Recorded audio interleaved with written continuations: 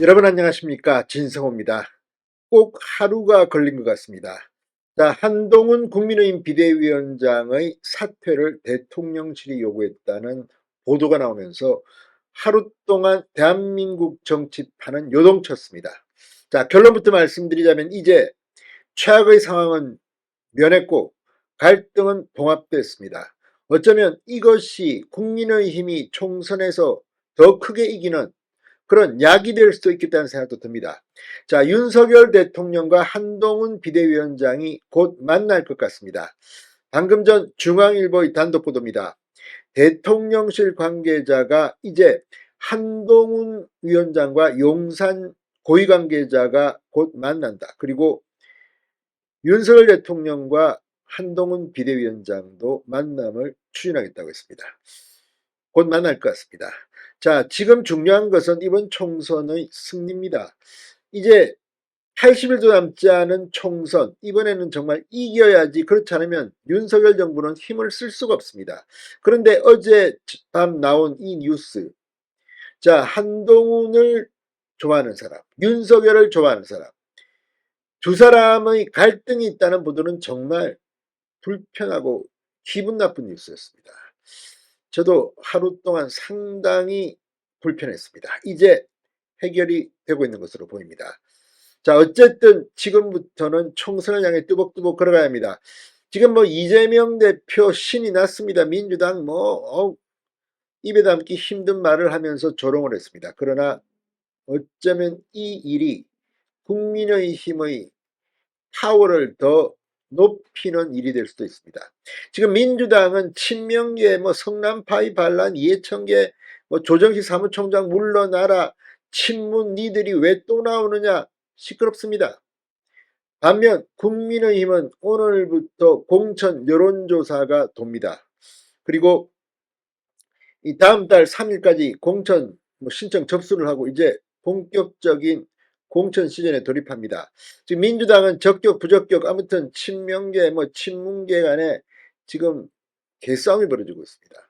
그러나 이제 이번 이 일 알고 보니까 대통령실과 국민의힘 비대위 간에 오해도 있었던 것으로 보입니다. 팩트도 하나하나 틀린 것들이 바로잡히기 시작했습니다.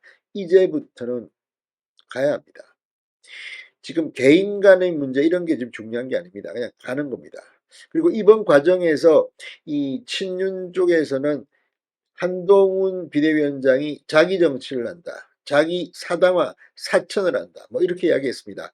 그런데 그 과정에서 아무튼 이 마포을에 김경률 비대위원을 추천한 것.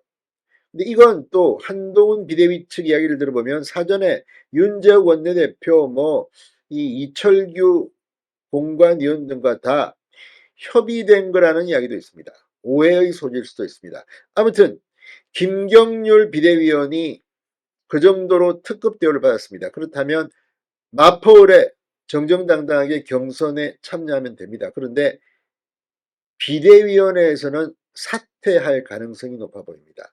오늘 김경률 비대위원은 사과의 이야기를 비대위원회에서 하기도 했지만 지금 자신이 공천을 받아야 하는데 비대위원회 외부 비대위원으로 앉아있는 것도 그렇습니다. 그게 아마 중재안이 될지도 모르겠습니다. 지금 그런 아이디어들을 국민의힘 중진의원들이 내고 있다고 합니다. 자, 지금 윤석열 대통령과 한동훈 비대위원장 간의 위기 탈출 어떻게 진행되고 있을까요?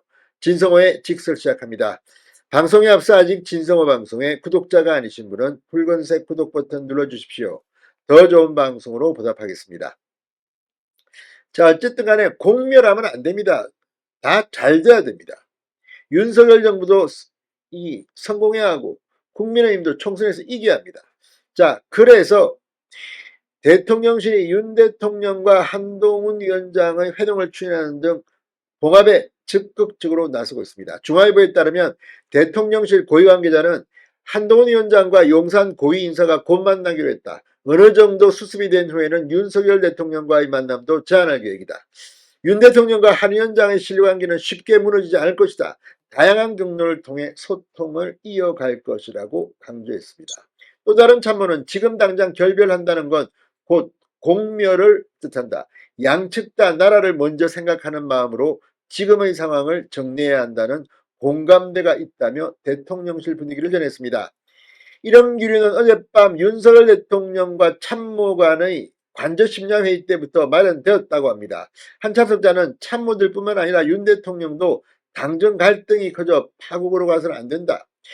그리고 어제 한동훈 비대위원장의 사퇴를 요구하는 그런 뜻은 아니었다는 이야기도 나왔습니다. 이런 상황에서 국민의힘에서도 중진 의원들을 중심으로 윤석열 대통령과 한동훈 위원장의 화해를 위한 아이디어들이 나옵니다. 대표적인 게 김경률 비대위원의 사퇴 카드입니다. 총선에 출마는 하고 비대위원 자리는 내려놓는다. 자, 비대위원은 공천을 결정하는 자리, 사실 공천관리위원회에서 확정돼서 올라오면 비대위가 최종 의결을 합니다.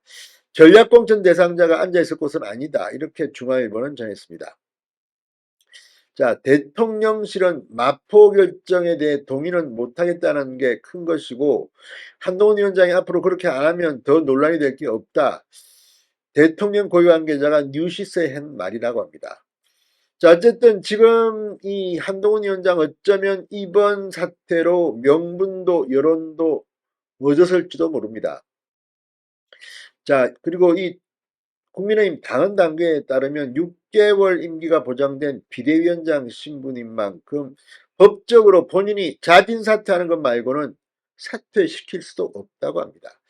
자, 어쨌든 지금 이제 분위기는 오히려 이재명 그리고 오늘도 이준석 신당 개혁신당을 준비하는 이준석 대표죠. 이제 개혁신당 대표인데 이거 짜고 치는 거 아니냐 이런 이야기까지 했습니다. 그러나 그런 것 같지도 않습니다. 자, 어쨌든 이번 사태를 발판 삼아서 윤 대통령과 한동훈 위원장은 더 강해져야 할 것 같습니다. 진성호의 직설이었습니다.